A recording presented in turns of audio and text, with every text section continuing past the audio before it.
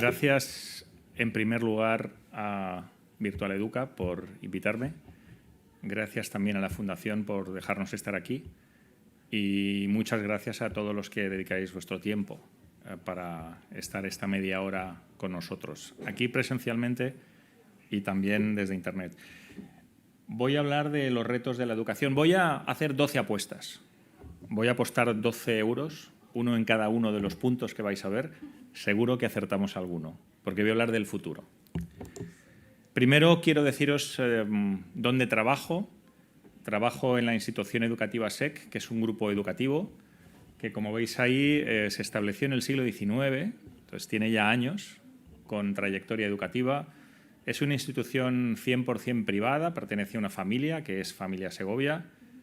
Tiene 10 colegios en 5 países del mundo, la mayor parte de ellos en Europa, y tiene una universidad en Madrid. Aproximadamente, haciendo grandes números, sin contar centros asociados, cada año hay unos 10.000 alumnos aproximadamente. Todos estamos hablando de educación. Se viene hablando del sistema educativo desde que se crearon los estados nacionales a finales del siglo XIX. A la vez que empezó la educación, empezó a hablar alguien también en contra de cómo reformar esa educación, porque es muy estilo fábrica. Pero hoy es especialmente importante, yo creo que por esos factores que hay ahí. Por una parte, porque la interdependencia ha aumentado de manera significativa en el mundo. Hoy es mucho más grande que nunca, y ya era grande en el siglo XIX. El comercio en el siglo XIX era extraordinariamente importante, y esa interdependencia provoca cambios acelerados. Entonces, ese es el primer factor de por qué ahora más que nunca. El segundo factor es porque existe una tecnología que antes no existía, que es digital, que es inmersiva y que es inteligente. Y va a serlo más todavía. Y en tercer lugar, porque hemos aprendido muchas más cosas de cómo funciona nuestro cerebro. Entonces, creo que estos son los tres, digamos, actores que confluyen hoy y que hacen que hoy sea más importante que nunca.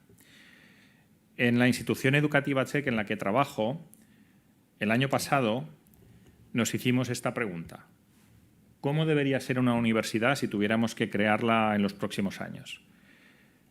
La metodología fue preguntar a expertos educativos, más de 100, expertos educativos no solo europeos, también americanos, incluso de otros continentes, a través de encuestas, a través de pequeños talleres online, una especie de método Delphi no tan estructurado, y como consecuencia se han propuesto estos 12 puntos que hemos llamado manifiesto del Global Education Forum.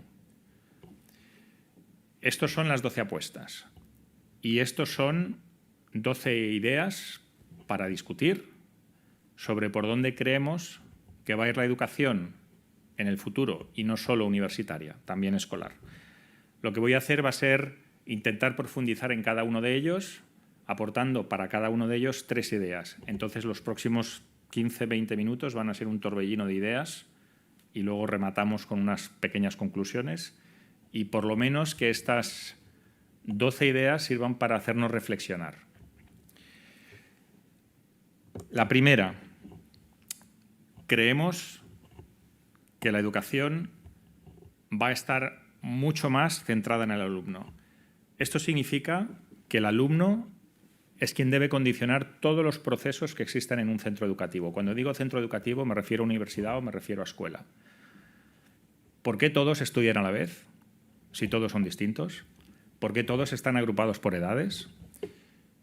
¿Por qué somos nosotros quienes les decimos lo que tienen que estudiar y no ellos deciden lo que tienen que estudiar?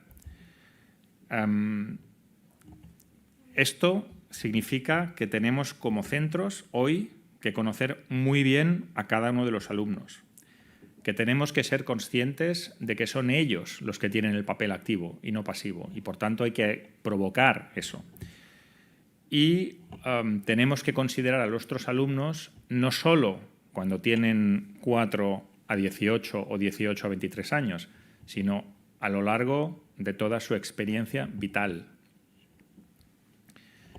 Es muy rápido lo que estoy diciendo de cada uno de estos puntos porque hay mucho más detrás, pero son 12 puntos. En segundo lugar, la educación va a ir con ecosistemas colaborativos y abiertos.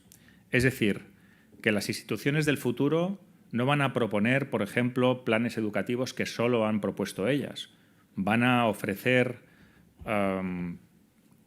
títulos que sean combinados con otras universidades y acreditados por otras universidades.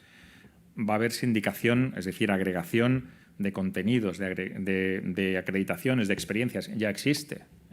Tengo compañeros que están 3 semanas en Asia o un mes en Asia y luego siguen en Europa haciendo algo, o en distintas ciudades si estamos en un mismo país. Cada alumno, por tanto, tendrá una especie de pasaporte educativo donde irá diciendo por dónde ha ido pasando y ese será su título. Por tanto, hay que aprender a colaborar con otros. No es solo tengo este acuerdo para cuando vayas allí. Es crear juntos. En tercer punto, los centros educativos del futuro tendrán que tomar sus decisiones basándose, y hablo de algo que ha dicho el ponente anterior, basándose en las evidencias que proporcionan los datos. Por tanto, implicaciones para los centros educativos hoy, hay que invertir ya en estrategias que definan qué datos necesitamos, porque muchos de los datos que tenemos de los alumnos, y no solo los datos en el centro, sino también datos de fuera, nos van a ayudar para ayudarle más, para extraer todo lo posible y mejorar su proceso educativo. Por tanto, también muy importante pensar en la integridad y la protección de esos datos. Pero los datos están aquí para quedarse. En cuarto lugar, los modelos de aprendizaje del futuro van a ser distintos para cada alumno. Ya hay modelos que permiten elegir. Tengo este grupo de asignaturas, estoy pensando, por ejemplo, en el bachillerato internacional, tengo este grupo de asignaturas, eliges de aquí. Pero eso lo podemos llevar al extremo. ¿Por qué no cada alumno va a elegir su propio itinerario? Es muy importante una frase que tengo ahí, que se va a repetir en otros lugares, pero es que debemos interiorizar que los profesores no son personas que enseñan. Los profesores son personas que ayudan a que los alumnos aprendan. Y ese cambio de mentalidad es fundamental. Hay que tener más modularidad en los contenidos, hacerlos más descomponibles para que el alumno pueda elegir. Aparecerán, por tanto, nuevos modelos de suscripción. Cojo esto, y como he dicho, no del mismo lugar necesariamente. En quinto lugar, los centros educativos del futuro tienen que pensar, y los del presente evidentemente, tienen que pensar que los alumnos son siempre sus alumnos, que pasan por momentos educativos distintos a lo largo de su vida, y hemos hablado del reskilling y el upskilling, y por tanto deben preparar ofertas para ello. Hace poco en nuestra universidad se dio un doctorado honoris causa al doctor Paul LeBlanc de Estados Unidos, que ha convertido su universidad en una universidad 10 veces más grande, por lo menos, porque hay muchas personas, por ejemplo, que terminaron la etapa escolar, pero no fueron a la universidad, fueron al ejército y después de un periodo de 12-10 años regresaron a la vida civil y querían formarse. Y se forman de otra manera, tienen otra forma de entender la vida. Y la universidad les ayuda. Y hoy esa universidad pues, está formando a un montón de exmilitares, por ejemplo. Es decir, la universidad no está centrada en la edad. La universidad está centrada en sus alumnos, que son todos. Por tanto, eso significa, si va a ser así, que en las universidades actuales y en los colegios actuales hay que priorizar el aprender a aprender, que hay que enfocar en conocimientos, habilidades y actitudes, como se ha dicho, enfocados para ser competente en, y hay que adaptar siempre los centros educativos, su oferta, a las necesidades cambiantes. En sexto lugar, el campus es nómada. El campus no es un edificio. El campus está donde están los alumnos. Tendrá una parte física y tendrá una parte digital. Por tanto, es necesario invertir mucho en nuevas tecnologías. Y lo híbrido, probablemente, es lo que se impondrá. Ni 100% digital, ni 100% físico. Eso sí, será el alumno quien decida cuándo va. Y allí, entonces, encontrará lo que necesita. Séptimo. Igual que hemos dicho antes que es colaborativo con otras entidades educativas, los centros del futuro educativos deben adaptarse a las necesidades del mercado laboral y, por tanto, la colaboración con el mundo empresarial es absolutamente crítica y necesaria. Se trata de que los alumnos sean empleables, no que encuentren un empleo. Se trata de que los contenidos sean prácticos, sean aplicables. ¿Por qué no colaborar con una empresa para diseñar el currículum? ¿Por qué no colaborar con una empresa para que participen algunos de los empleados de esas empresas en el proceso formativo? Aparte de que los alumnos también estén, como en muchos sitios están ya, sobre todo en la parte de formación profesional en las empresas. Nuevos roles. Lo hemos dicho. Hay colegios en el mundo hoy donde los alumnos llegan, se instalan en un gran aula con alumnos de otras edades y encuentran profesores para cuando los necesiten. Pero los profesores no dan clases magistrales todo el rato, ni muchísimo menos. Por tanto, hay un nuevo rol en el profesor para que fomente, que ayude a aprender a los alumnos y fomente la curiosidad, la observación, el análisis, la comunicación. Por supuesto, además, las familias y la comunidad en las que los centros educativos están inmersos tienen mucho más que decir de lo que dicen ahora. En noveno lugar, el centro educativo del futuro tiene que ser una área de pruebas, sandbox, tomando una terminología del mundo de las comunicaciones. Cualquier proceso en el colegio, en la universidad, debe ser el resultado de un proceso de investigación. No somos, como se explica, receptores de productos acabados, sino que somos una comunidad de aprendizaje. Es decir, que debemos utilizar los métodos de investigación con los demás y equivocarnos y aprender del error.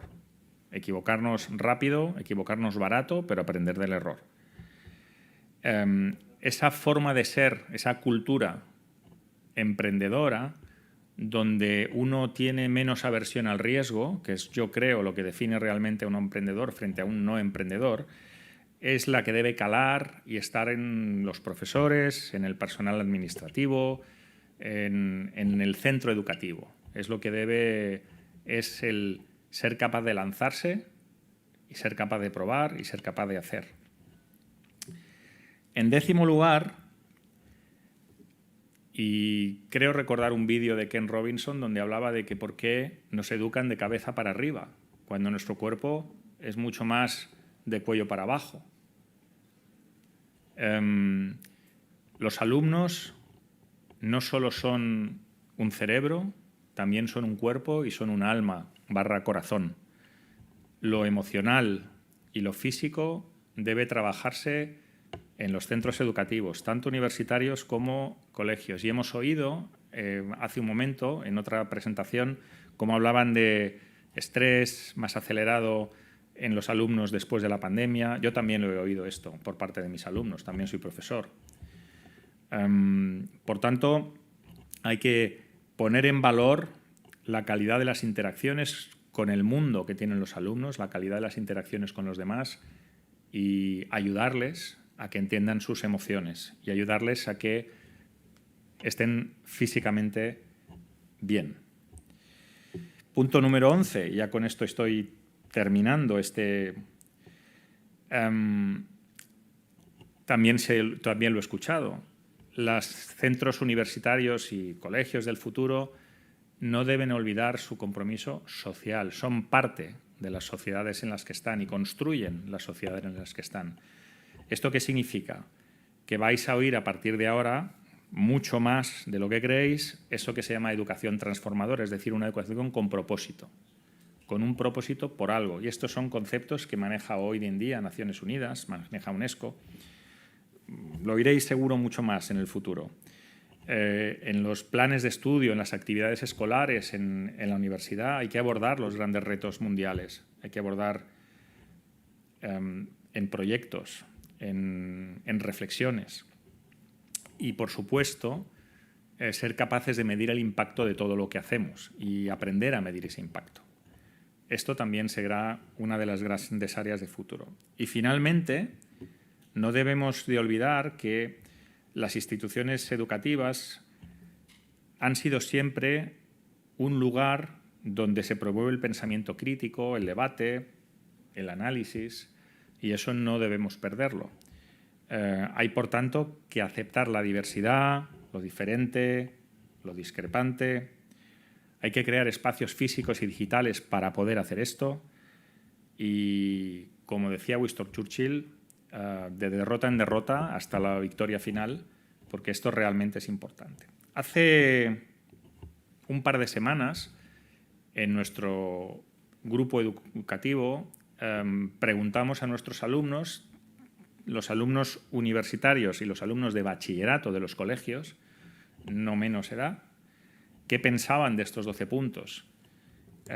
Les preguntamos y aproximadamente respondieron 600. Estuvo abierto el cuestionario una semana. De los 10.000 contestaron 600. Bueno, no está mal tener 600. ¿Qué nos dijeron? Pues las prioridades que dieron fueron estas. Al hacer el cuestionario no pusimos solo un par de palabras, sino que fuimos una frase que intentaba reflejar lo que decía ese punto de nuestro manifiesto, ¿no? Pues ellos dijeron que para ellos lo más importante era que los profesores no les enseñaran, sino que les ayudaran a aprender. Eso lo pusieron, estoy hablando de las 4 más destacadas. Hicimos un diagrama de barras y eran las 4 muy por encima del resto, ¿no? Se veía una enorme diferencia. Y no estaban muy lejos unas de otras, pero estaban en este orden. En segundo lugar, que ellos consideraban que de verdad el alumno fuera el centro. Luego, que se personalizara para cada uno de ellos porque ellos se sienten distintos unos de otros. Y curiosamente, y esto me llamó la atención, pusieron en importancia el pensamiento crítico. Además de la encuesta, hicimos unos 6 o 7 reuniones con alumnos, más o menos unos 20 en cada una de estas reuniones, y me decía uno de ellos, es que ahora hay más fake que nunca, hay más noticias falsas que nunca, pues con más razón saber discernir cuál es más importante. Ellos le daban mucha importancia, también probablemente por la edad de estos alumnos, que estaba entre los 16 y los 23 años, ¿no? Pero todo gira en torno a ellos y ellos perciben esto. Para ellos está lejos los datos, está lejos otras cosas, ¿no? Pero es lo que piensan, porque los alumnos son los protagonistas. Yo he estado parte de mi vida profesional en empresas privadas no relacionadas con el mundo de la educación. He ido a escuelas de negocios, he hecho MBAs fantásticos, el cliente en el centro. Y luego las empresas organizan sus procesos alrededor de sus productos. No he visto ninguna empresa organizada alrededor de brand awareness, departamento que mire... No se mira la experiencia del cliente y luego... No, la mayoría que yo conozco está organizada también... Pues lo mismo pasa en el mundo educativo. Está concebido pensando en otra cosa que no el alumno. Y debemos romper y crear un paradigma nuevo donde de verdad el alumno esté en el centro. Y como digo, si el alumno va cuando quiere, habremos conseguido un gran paso. Y no está muy lejos. Estos puntos que hemos puesto en forma de rueda, por hacerlos más fácilmente legibles, no son más que un punto de partida para el debate. Desde el Global Education Forum, que forma parte de la institución educativa SEC, seguiremos organizando eventos educativos, seguiremos proponiendo debates, seguiremos haciendo publicaciones, seguiremos cuestionándonos sobre cómo está la educación. Así que, a modo de conclusión, y con esto termino, creemos en estos momentos que la educación, y estos son, creo, buenas noticias, va a seguir estando centrada en las personas, pero no debemos olvidar que la tecnología va a jugar un papel extraordinariamente importante. Y que los centros educativos deben seguir siendo garantes de ese pensamiento libre y crítico, seña de identidad que han tenido desde su creación en la Edad Media, pero necesitan ser más emprendedores, necesitan ser más flexibles, necesitan ser más ubicuos, más abiertos y más comprometidos con los grandes problemas mundiales. Así que con esto yo termino. Si tienen alguna pregunta, ahí abajo tienen mi correo por si lo necesitan. Encantados de responder a sus preguntas. Muchas gracias a todos.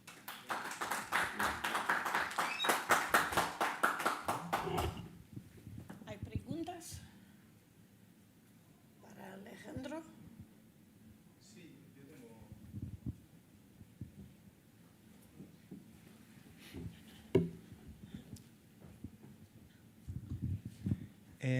Yo quería dar la enhorabuena por la presentación y la pregunta que quería hacer es ¿cómo veis el paso de la teoría a la acción? Es decir, ¿cómo hacemos que las cosas pasen?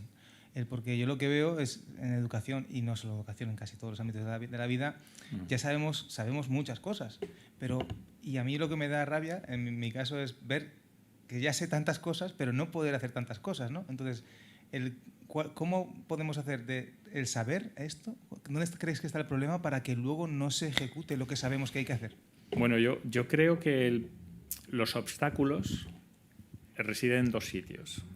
En primer lugar, en las personas. En las personas porque son las que hacen las cosas.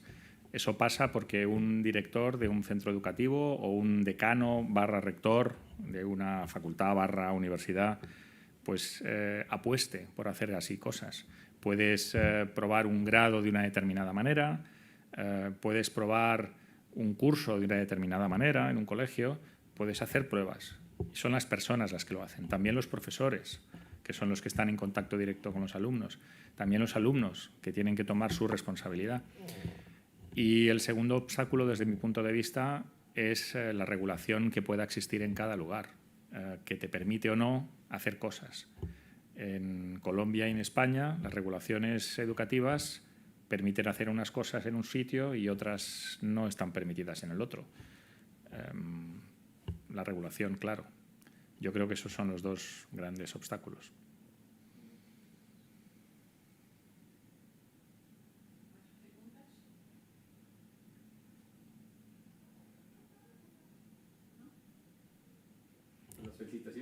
Pues muchas gracias.